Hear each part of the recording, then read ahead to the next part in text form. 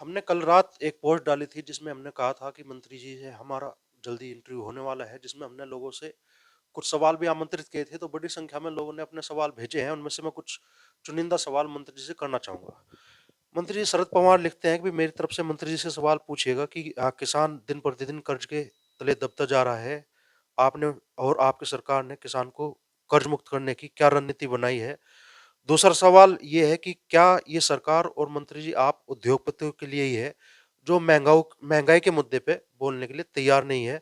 और तीसरा सवाल इन्होंने कहा है आपसे कि 10 साल के कार्यकाल में 10 काम आपने बताए जो आपने अपने संसदीय क्षेत्र के लिए किया। देखिए, आज़ादी के बाद आज हम इतने साल बाद बैठे हैं हम और अब बात कर रहे हैं। 75 वर्ष पूरे हुए हैं। कोई भी सरकार रही हो, अगर हमसे पहली सरकारों ने अच्छा काम किया होता, तो इन साढ़े 8-9 सालों में ये तो हो नहीं सकता कि किसान नहीं चला, किसान की परिस्थितियाँ ही रही। इस सरकार ने कुछ बेहतर वाक़ई करने का प्रयास किया, कुछ अलग-अलग फ़ील्ड में। मैं ये नहीं कहता कि हमने किसान की सब समस्याएँ दूर कर दी है, तो कहना कहीं न कहीं गलत ही होगा। लेकिन मोदी जी के नेतृत्व में कुछ बेहतर करने का प्रयास किया है। ऐसी बात नहीं, बहुत से काम पहले से बेहतर हुए, लेकिन किसान की समस्याएँ बहुत बड़ी हैं और वाक़ई राजनीति से ऊपर उठ गए। इस देश में किसानों के बारे में पुनर्विचार की आवश्यकता निश्चित रूप से है, मैं नहीं कहूँगा। जहाँ तक आप बात कर रहे हैं मेरे 10 काम की, तो इस मुज़फ़्फ़रनगर के चारों तरफ आप चले जाइए। इस मुज़फ़्फ़रनगर में जब मैं सांसद बना, मात्र एक नेशनल हाईवे था। मैंने Meerut Karnal road national highway बनवाया। पानीपत खटीमा 5,000 करोड़ की लागत का, 5,000 की आज तक सड़कें नहीं बनी। आप संधावली पुल, जहाँ की 50 मौत हुई थी और सब राजनीति फेल थी। 1920 में रेल लाइन बिछी थी मुजफ्फरनगर की। 1920 से 2014 तक एक नया पैसा नहीं लगा। रेलवे लाइन का दोहरीकरण हो, बिजली की रेल भी मैं ही लेकर आया दोस्त पहली बार यहाँ। आप मुजफ्फरनगर रेलवे स्टेशन देखने जाओगे, तो आप ये कहोगे कि हाँ, वाक़ई ये देश के स्तर का तो है, मैं तो नहीं कहता। यहाँ सीवरेज की इतनी बड़ी समस्या थी, मुजफ्फरनगर में जितने सीवरेज होती है से मिले का, इस मुजफ्फरनगर में शहर में सीवरेज नहीं थे। यहाँ जब मैं जल संसाधन मंत्री था, तो सीवरेज ट्रीटमेंट प्लांट आपके मुजफ्फरनगर में छोड़िए, बुढ़ाने में भी सीवरेज ट्रीटमेंट प्लांट बनने लग रहे हैं। और ये जितने सड़कों के चौड़ीकरण हुए हैं, सेंट्रल रोड फंड एक होता है, शायद मेरे से साथ वो इस बात का नहीं पता होगा। मैं मान सकता हूँ, अपनी-अपनी सोच है। लेकिन जिले की चाहे आप खतौली बुढ़ाना जाइए, आप एशियन डेवलपमेंट बैंक से मैं मुजफ्फरनगर बड़ौत मार्ग लेकर आया था। आप देखिए कि शायद जनपद में इससे अच्छा मार्ग ना हो।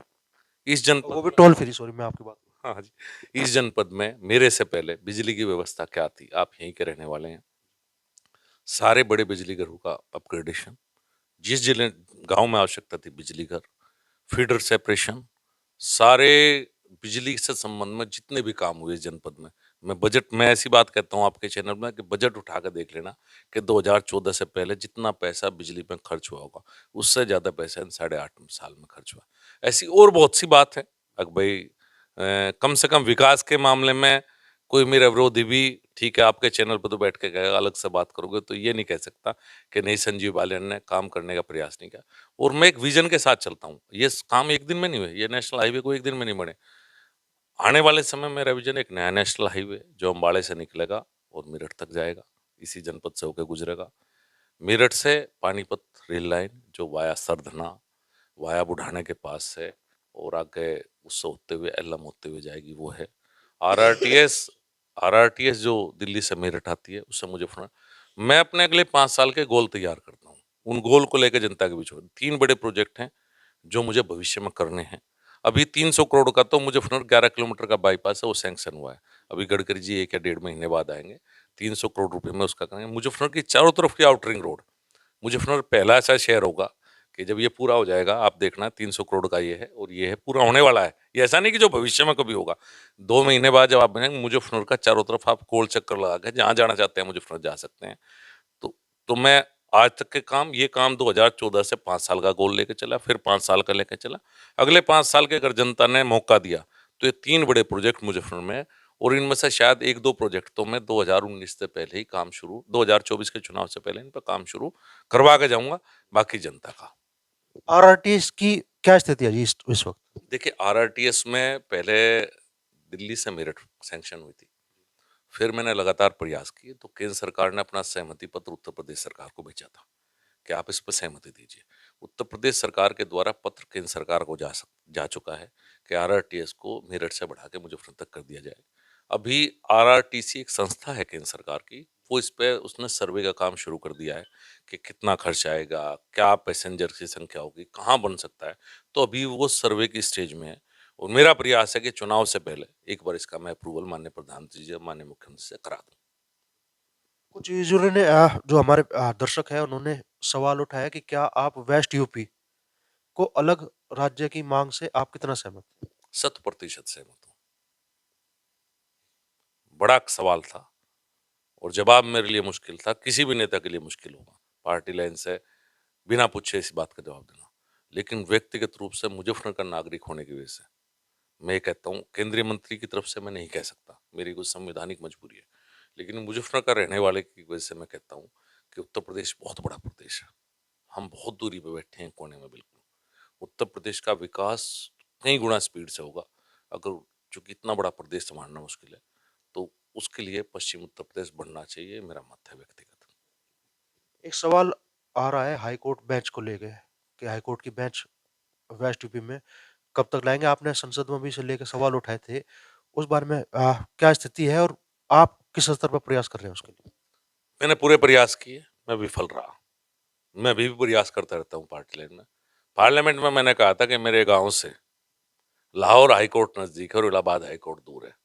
कोई सांसद इस देश में ऐसा कह नहीं सकता जिसकी पार्टी की सरकार दोनों तरफ हो। मैंने पार्लियामेंट में बात कही थी कि लाहौर हमसे नजदीक है मुजफ्फरनगर से, इलाहाबाद दूर है। बहुत शोषण है, बहुत बड़ा शोषण पश्चिम उत्तर प्रदेश की जनता का इसमें हुआ है। मैंने बहुत प्रयास किए, लेकिन शायद पश्चिम उत्तर प्रदेश की पूरी लीडरशिप को अक्रॉस पार्टी लाइन छोड़ते हुए, पार्टी से अलग हटते हुए, इस पर अकेले संजीव बालियान के बस की ये काम नहीं है। मैं हर पार्टी को साथ लाना चाहता हूँ, सभी नेता साथ आए, जब शायद इसमें हम लड़ाई लड़ पाएंगे। क्योंकि जब हम हाई कोर्ट बेंच की मांग करते हैं, तो इलाहाबाद की तरफ सब पार्टियों के नेता इकट्ठा होते हैं, लेकिन हमारे यहाँ शायद ये परंपरा नहीं है कि कुछ मामलों में दलगत राजनीति से मुंह पर उठ पाए। ये कोई मेरे अकेले के बस की बात नहीं है।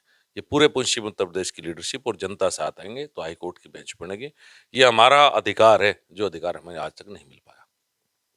एक दर्शक है हमारे रमन सिंह ये कह रहे हैं कि क्या मंत्री जी चौधरी चरण सिंह जी को भारत रत्न दिलाना चाहते हैं और अगर वास्तव में उनकी इच्छा है तो उन्होंने अब तक इसके लिए क्या प्रयास किए? मैं निश्चित रूप से चाहता हूँ कि किसान के सबसे बड़े नेता आजादी के बाद जो चरण सिंह रहे हैं, उन्होंने किसान के लिए कुछ बहुत ही अच्छी नीतियां बनाई है। देखिए क्या है, एक तो भाषण देने वाले नेता अलग होते हैं, जो किसान की बात सुबह करना शुरू करेंगे, शाम तक करते रहेंगे। लेकिन जो चौधरी साहब ने किसानों के लिए किया इस पूरे देश में, ऐसा कोई दूसरा उदाहरण कम देखने को मिलता है। वो सत्ता में बहुत कम समय रहे, उत्तर प्रदेश के 2 बार मुख्यमंत्री रहे, लेकिन बहुत कम समय के लिए। देश के प्रधानमंत्री रहे, फिर भी कम समय के लिए, लेकिन उनका इम्पैक्ट बहुत बड़ा रहा, बड़े नेता रहे। मैंने पहले भी मांग की थी अपनी सरकार से और पत्र भी लिखा था, और मैं हमेशा इस बात को कहता रहता हूँ कि चौधरी चरण सिंह को भारत रत्न मिलना चाहिए। मैं इसका पुरजोर समर्थन करता हूँ।